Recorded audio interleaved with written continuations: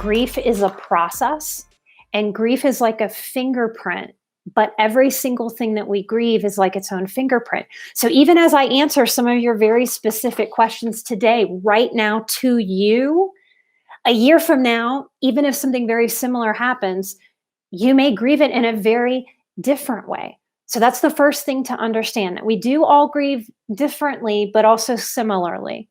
So the main stages are denial, anger, bargaining, depression, and acceptance. And we don't go through those stages all in order. Wouldn't that be nice? Wouldn't that be nice and ordered? And you can just check one off the box and then go on to the next one. So the first thing that I could say about grief in this way is let go of that expectation, because it won't serve you. We move through grief in waves.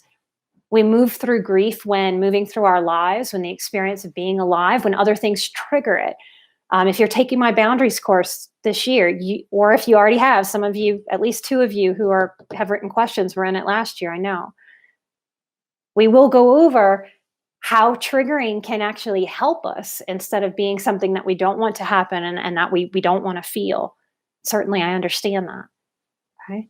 But that's part of moving through the grief process, that we have to go through life to have the things triggered, not to torture us, but to allow those things to come up in little pieces so that we can digest it and move on. That's why the first stage of grief is denial or shock and denial. That's not because we're dumb. That's not because we don't want to deal with it. I think a lot of us believe that denial is sort of this alcoholic on his second bottle of wine going, nah, I'm not an alcoholic, even though it's the 11th bottle of wine I've had in the last 3 days. No, denial is, yes, that's denial, but denial is not an active refusal to buy into what is. Denial in this psychological way, when we talk about grief, is really designed to protect us.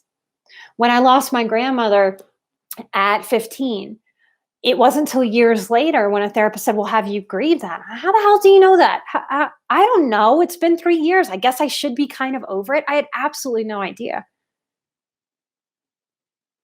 Because when I found out that she was dying, and then when she died, I was completely in shock. I was numb. And I judged myself harshly as a young girl and a young woman. I thought, what an asshole I am. What's wrong with me? Everyone else is crying. And I just felt so flat.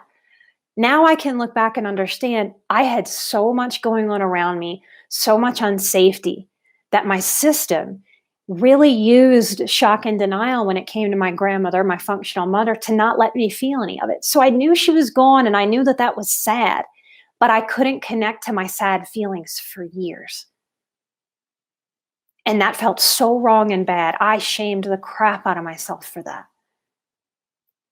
So no matter where you are in your grief or what your grief is about, I want you to not shame yourself.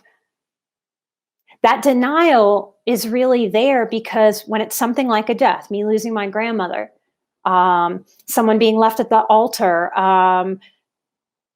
finding out you can't have babies if you want to have babies, like whatever the big loss is, okay? Our psyche cannot integrate the fullness, the bigness, the expansiveness of that loss all in that moment. And that really makes sense to me. If I look back as a young girl, if all of what it meant for me to lose my functional mother would have hit me at 15, my head and my heart would have exploded.